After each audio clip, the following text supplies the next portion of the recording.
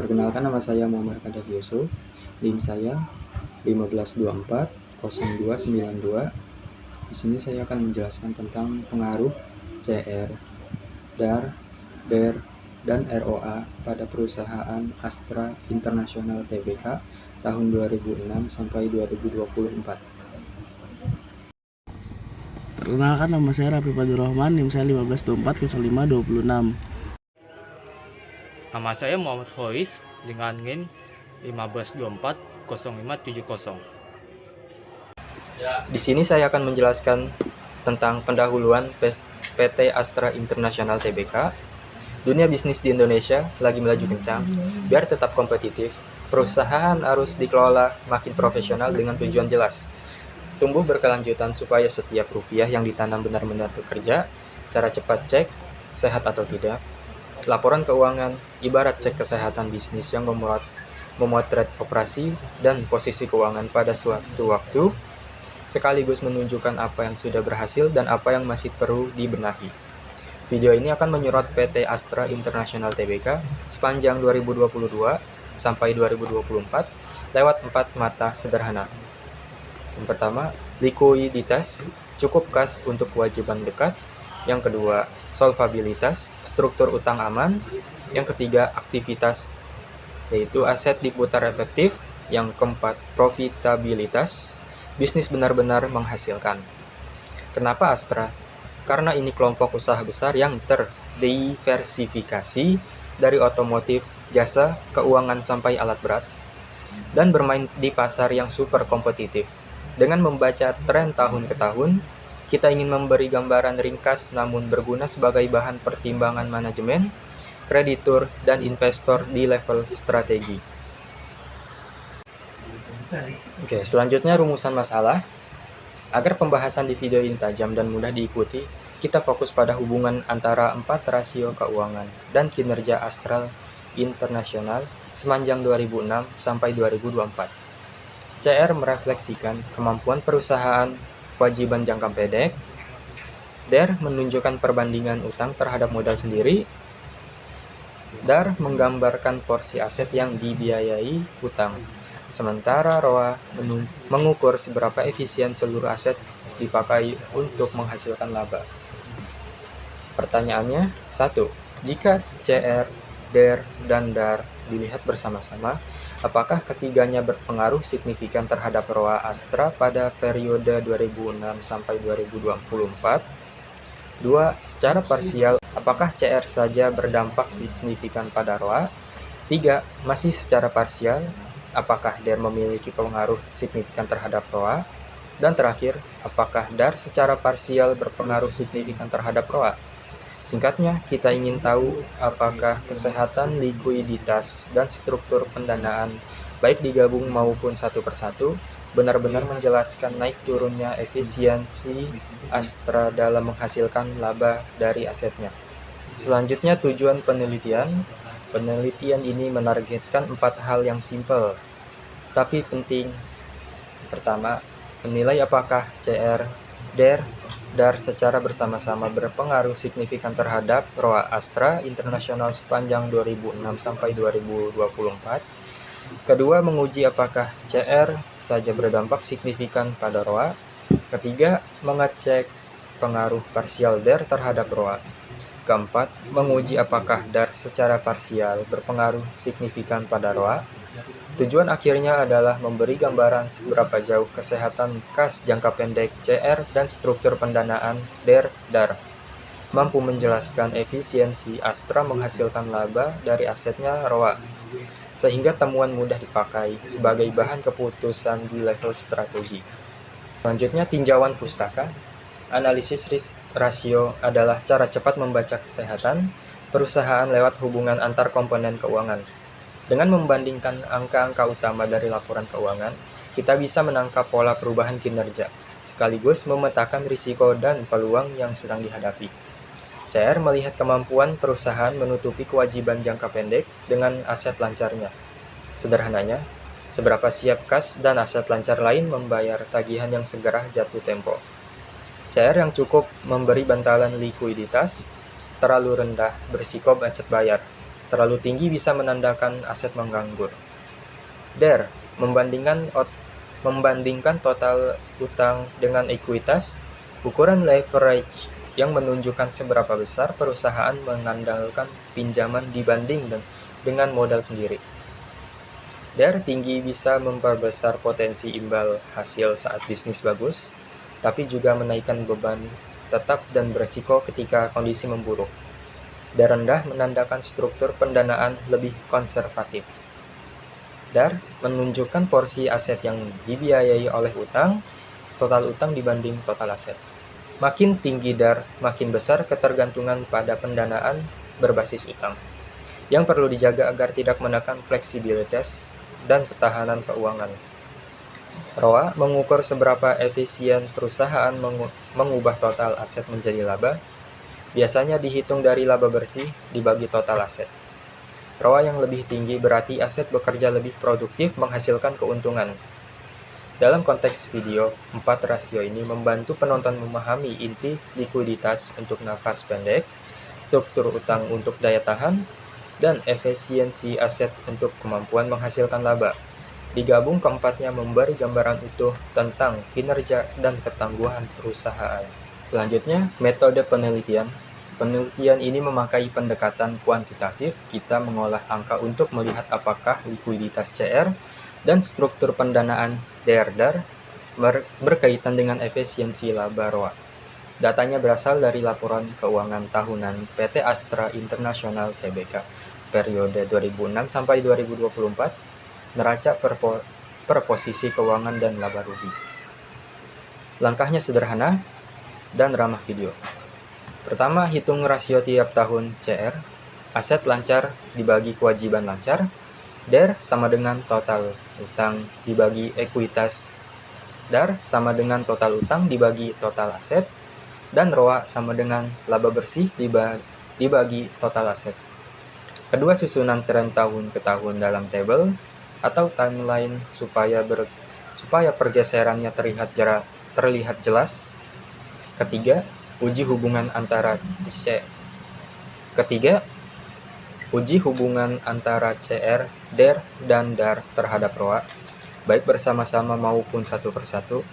Model regresi berganda secara ringkas tanpa rumus rumit. Terakhir, interpretasikan arah dan kekuatan pengaruh untuk menghasilkan insight strategis. Apakah likuiditas dan struktur utang membantu atau justru menekan kemampuan Astra menghasilkan laba dari asetnya? Semua disajikan secara singkat, visual, dan mudah dipahami penonton. Di sini saya akan menjelaskan apa itu uji asumsi klasik. Uji asumsi klasik adalah serangkaian pengecekan pada model regenerasi linear atau WLS untuk memastikan data dan model memenuhi syarat dasar. Tujuannya menjamin taksiran koefisien OLS tidak bisa dan efisien blue di bawah asumsi yang tepat, membuat uji T dan F serta interval kepercayaan valid sehingga kesimpulan interval bisa dipercaya, meningkatkan akurasi dan stabilitas prediksi model, mengidentifikasi masalah data atau model sejak awal dan memilih aksi korektif yang tepat, misi transformasi logs, tambah variabel yang relevan. Gunakan robot GLS atau diferensi untuk data runtun waktu. Di sini ada uji normalitas. Uji normalitas dipakai untuk memastikan residualis model regenerasi berbentuk lonceng alias mendekati distribusi norma. Kalau syarat ini lolos, pembaca hasil regenerasi jadi lebih tepat dan aman. Di sini ada gambar 1. Uji gambar 1, terlihat N sama dengan 19 residual dengan 2 angka kunci ACMP, Sing Lillis A Force sama dengan 0,200 dan Monte Carlo Sig sama dengan 0,832, CI 99% 0,822 sampai dengan 0,842. Karena semuanya lebih besar dari 0,05, residual dinyatakan berdistribusi normal. Artinya dari sisi uji statis, model lulus syarat normalitas. Ada gambar kedua, titik residualis menempel di sekitaran garis diagonal dan tersebar simetris. Tidak ada lengkung ekstrim atau pengelompokan. Pola ini menguatkan kesimpulan dari uji KS. Sebaran residual mendekati normal. Kesimpulannya, normalitas terpenuhi jadi analisis lanjut. Misalnya pengujian koefisien dan pembacanya signifikasi bisa dilanjutkan tanpa perlu transformasi data khusus. Ya, kita lanjut yang ketiga, multikolinearitas. Itu sederhana. Prediktor saling tumpang tindih, informasi terlalu mirip sehingga sulit membedakan pengaruh masing-masing variabel. Dampaknya, standar error membesar dan koefisien bisa tidak stabil. Cek cepatnya pakai tolerans semakin besar semakin baik, dan VIP semakin kecil semakin baik.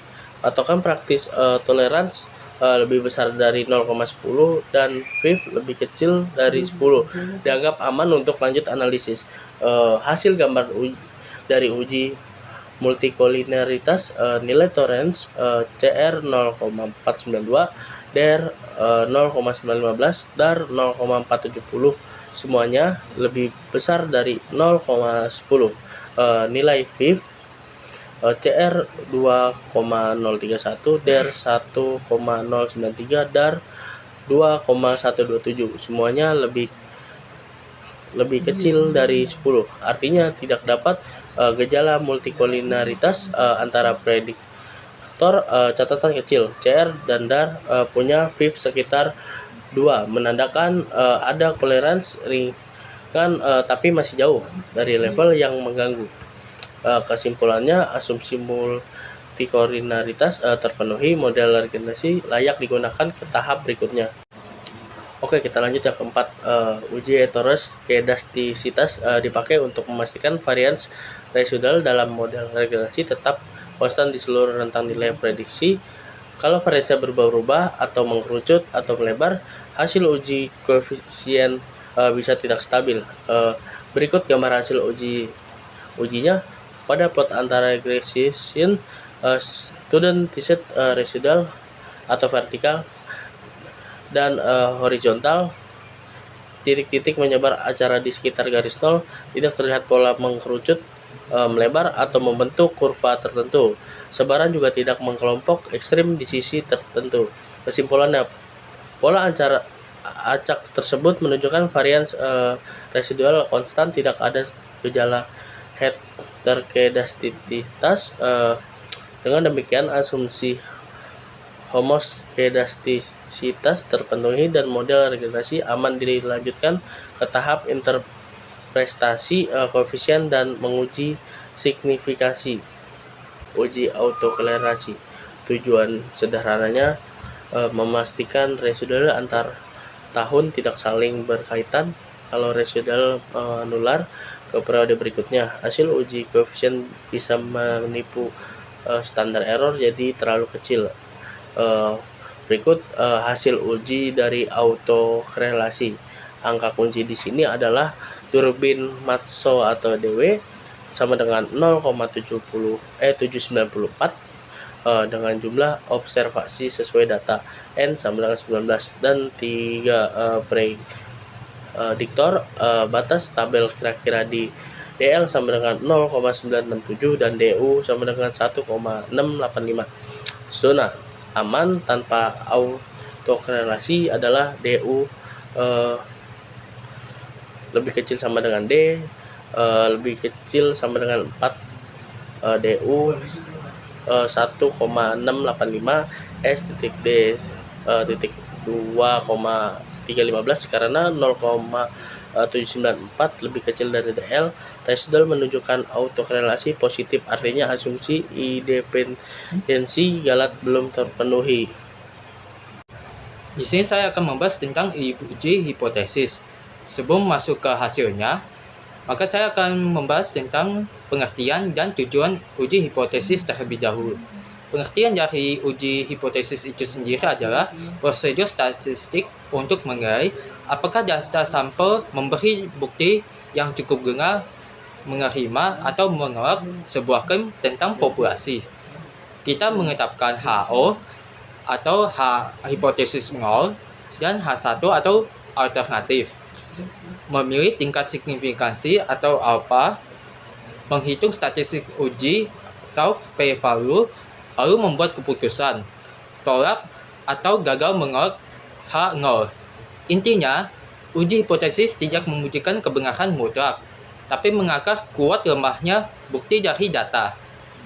Tujuan dari uji hipotesis itu sendiri adalah memeriksa klaim ada atau tidaknya pengaruh, perbedaan rata-rata, korelasi, atau perubahan sebelum dan sesudah, mengendalikan risiko kesalahan, meminimalkan tipe I atau false positif, dan memahami tipe 2 atau false negatif lewat pemilihan alpha dan ukuran sampel.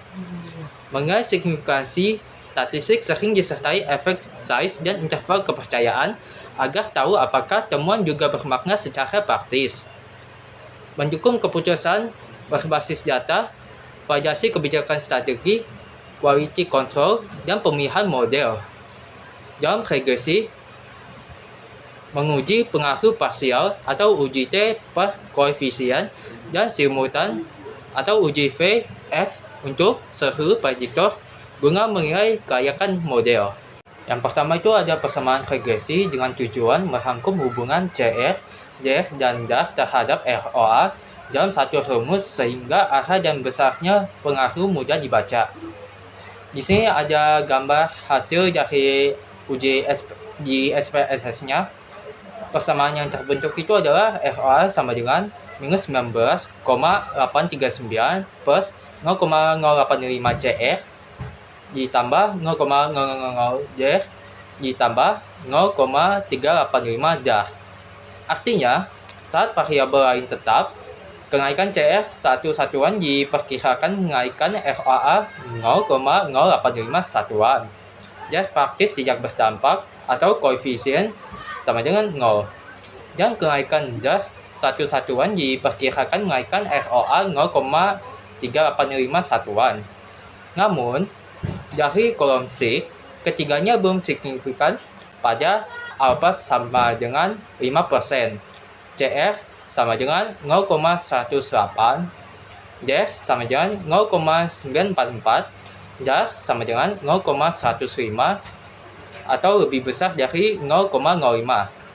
Secara relatif, jika dilihat dari beta standar, pengaruh yang paling terasa ada pada DAR 0,580, lalu CR 0,562, tetapi keduanya tetap belum lolos uji signifikansi. Yang kedua itu ada uji T.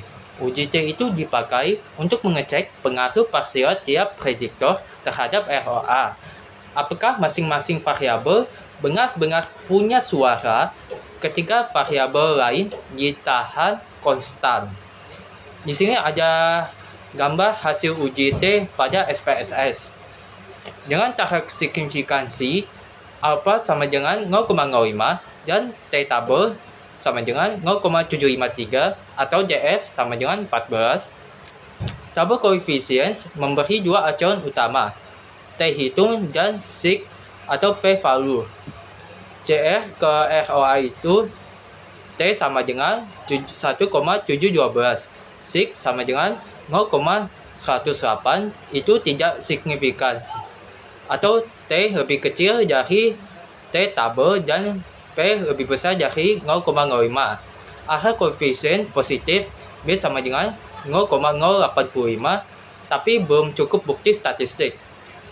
D ke ROA itu T sama dengan 0,071, signya itu 0,944, tidak signifikan. Koefisien sama dengan 0, praktis tidak berpengaruh. D ke ROA itu T sama dengan 1,726, signya itu sama dengan 0,105. Itu berarti tidak signifikan. Atau T lebih kecil dari T tabel dan P lebih besar dari 0,05 meski koefisien positif. B sama dengan 0,385. Yang ketiga itu ada UJF. UJF sendiri itu dipakai untuk mengecek ketangkasan model secara keseluruhan. Kalau digabung, apakah CR, DR, dan DAR barengan benar-benar membantu menjelaskan ROA. Di sini ada gambar uji F dari hasil SPSS. Kita bisa lihat di baris regression F hitung sama dengan 1,27 dengan sig sama dengan 0,321 atau df1 sama dengan 3, df2 sama dengan 15 dengan patokan F tabel sama dengan 3,29 pada alpha 0,05. Hasilnya 1,270 lebih kecil dari 3,29 dan P lebih besar dari 0,05. Artinya, secara simultan, CR, DR, dan DAR belum berpengaruh signifikan terhadap ROA.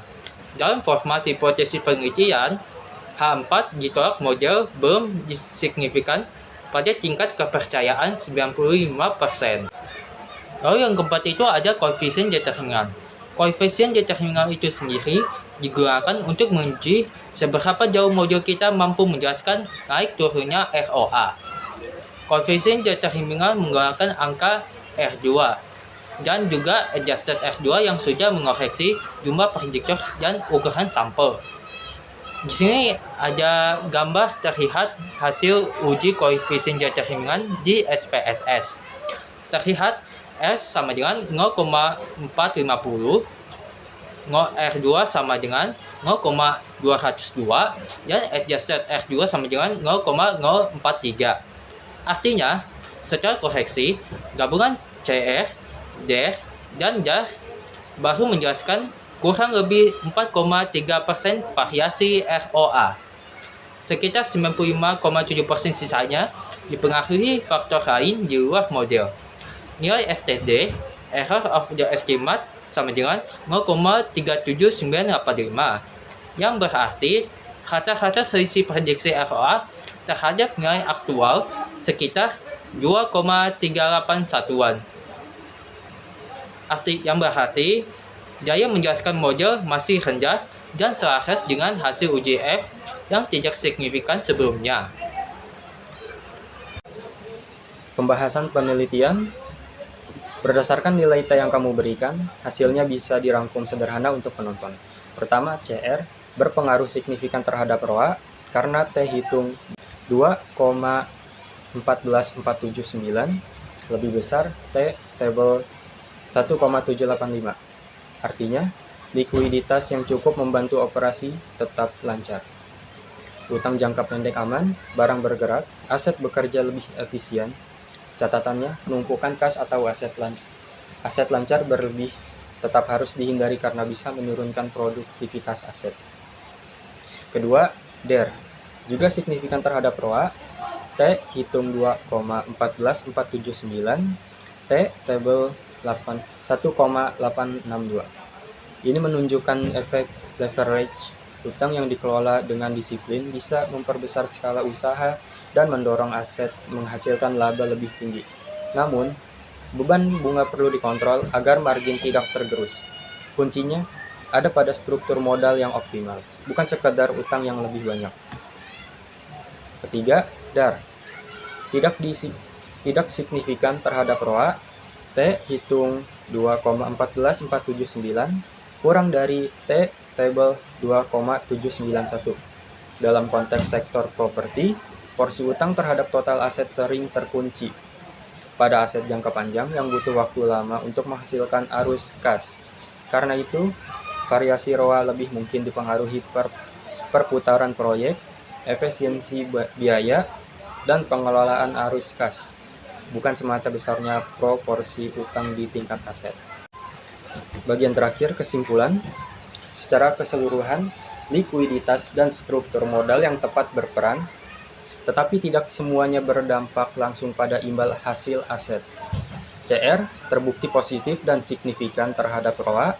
T hitung 2,14479 lebih besar T tabel 1,785.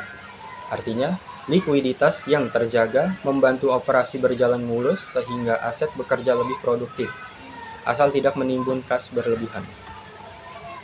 Secara parsial, DER juga signifikan. T hitung 2,14479 lebih besar T tabel 1,862. Ini menandakan leverage yang terukur bisa mendorong pemanfaatan aset dan pengembalian yang lebih baik. Namun, pengelolaan beban bunga harus disiplin agar tidak menggerus margin. Berbeda halnya dengan DAR, tidak signifikan terhadap ROA. T hitung 2,1479 kurang dari T tabel 2,791. Dengan kata lain, besarnya porsi utang terhadap total aset belum menjadi penentu langsung efisiensi laba atas aset.